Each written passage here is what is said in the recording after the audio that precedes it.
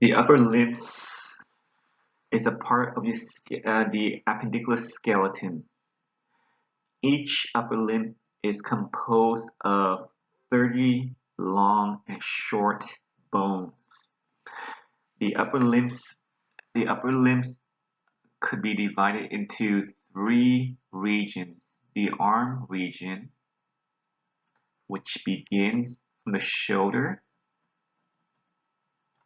ends at the elbow. The forearm region begins at the elbow and ends at the wrist. And the hand region begins at the wrist and ends at the distal end of the digits. Now, do keep in mind this, the arm is also known as the brachium, the forearm is known as the antebrachium, and the hand is known as the manus. Let's begin with the arm. The arm is composed of the humerus, and the humerus is a long bone, and on the humerus, if you touch the proximal end of the humerus, you can feel that little bump called greater tubercle of the humerus, and I'm gonna highlight where is that. So I'm drawing a little circle on the top right image of the greater tubercle of the humerus. Now moving down into the forearm, also known as antebrachium. Once again, the forearm begins at the elbow and ends at the wrist. So once again, begins at the elbow and ends at the wrist. Okay. And the forearm is composed of what is known as the two bones called the radius and the ulna. The radius is lateral to the ulna, which means the radius is on the same side as the thumb and the ulna is on the same side as the pinky. On the ulna, there is what's known as olecranon process of the ulna, and this olecranon process of the ulna forms the back of the elbow, which is the part where you elbow someone in the face. I'm not recommending you do it, but this is the part of the elbow that people use to elbow someone in the face. Now, moving down to the distal end of the forearm, we have the bumps along the wrist. Now, I want you to look at the bottom right image, and there are two bumps. I'm circling the two bumps right now, and these one belongs to the radius, and the other one belongs to the ulna. Okay. Now, so these little bumps are called styloid process of the ulna on the same side as the pinky, and styloid process of the radius on the same side as the thumb. Let's view these little bumps on our wrists. I want you to bend your wrist, and as you bend your wrist, you can feel the little two bumps that we have on the wrist. On the same side as my thumb, it is the styloid process of the radius. On the same side as my pinky is the styloid process of the ulna. Now let's move on to the hand. So the hand begins at the wrist and ends at the distal end of the digits. In the hand, there are 8 carpals, 5 metacarpals, and 14 phalanges.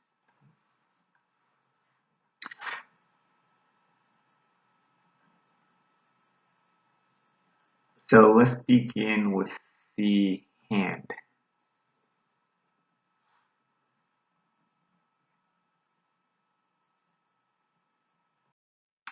The hand or the manus begins at the wrist and at the digits. Let's begin with the hand is composed of the carpal bones, the metacarpal, and the carpal bones, the 8 carpal bones, and the 5 metacarpal bones, and the 14 phalanges making up the digits. Let's begin with the carpal bones. There are 8 long carpal. Let's reiterate. Correction is this. There are 8 short carpal bones. So make a note. There are 8 short carpal bones. And the 8 short carpal bones are arranged in 2 rows of 4. So this will be the first row of 4. And this will be the first row of 4. And this will be the second row of 4. Okay. So the first proximal row of 4 are named beginning from lateral to medial side of the wrist. Scaphoid. I'll use a different color. So I'll use let's use black. Okay. Scaphoid, lunate, triquetrum, and pisiform. The pisiform sits on the triquetrum. On the distal row, once again beginning from lateral to medial side, we have the trapezium, the trapezoid, the capitate, and the hamate. Now the hamate has a little hook on the hamate.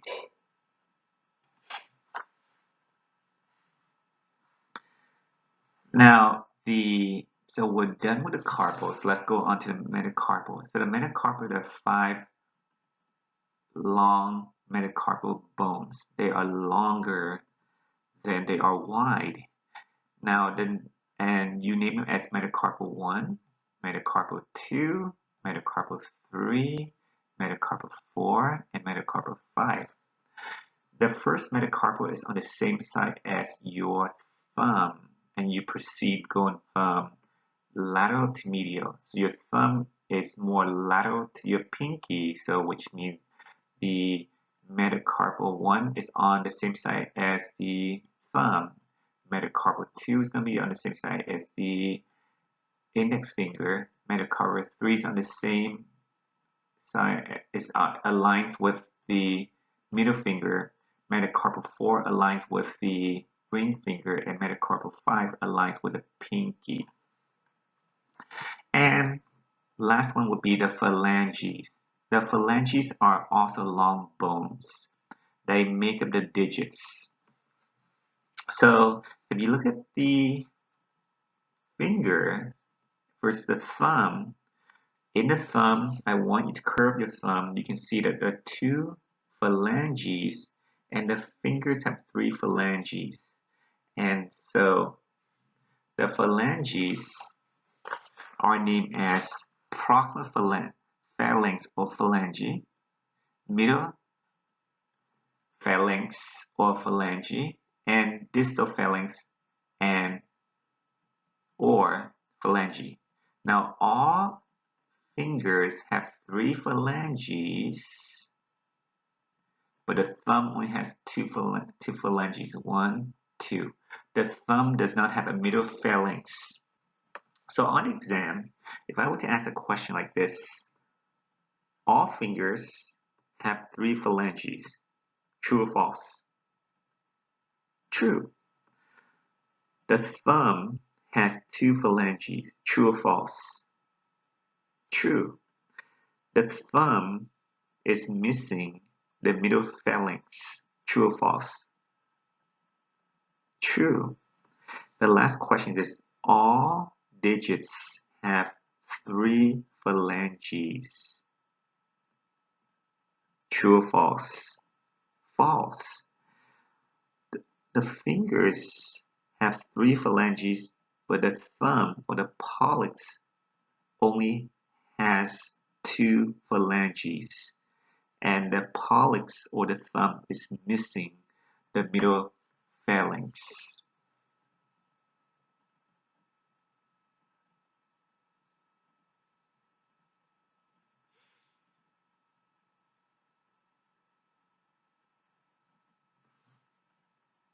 In this slide, you can see the carpal bones,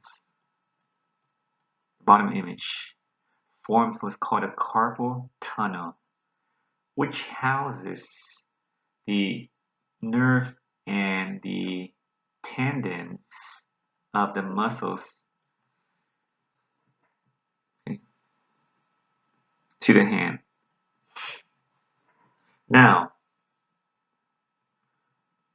in carpal tunnel syndrome, you can see the muscle on the hand is undergoing atrophy, and the reason why is this is that the nerve called median nerve is being compressed in the carpal tunnel syndrome, and for that reason, patients tend to get numbness and the muscle of the hands become weaker.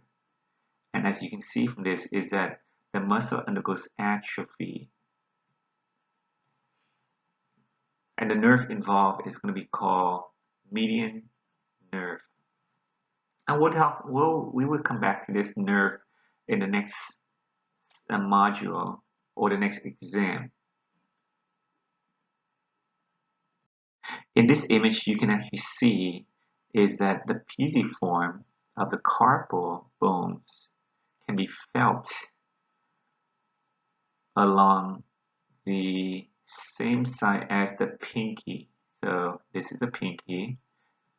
You can actually feel the pisiform along the same side as the pinky. Now, what's the best way to feel the pisiform is extend your wrist or bend your wrist back and touch that little bump on the same side as the pinky and within the wrist region, and that would be what's known as the pisiform.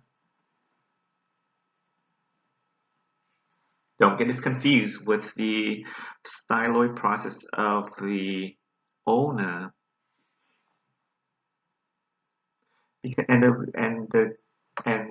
the reason why you shouldn't be confused is because the styloid process is more palpable when you bend your wrists forward. But when you bend your wrist back, you can feel more of the pisiform bone. And so touch this bone on your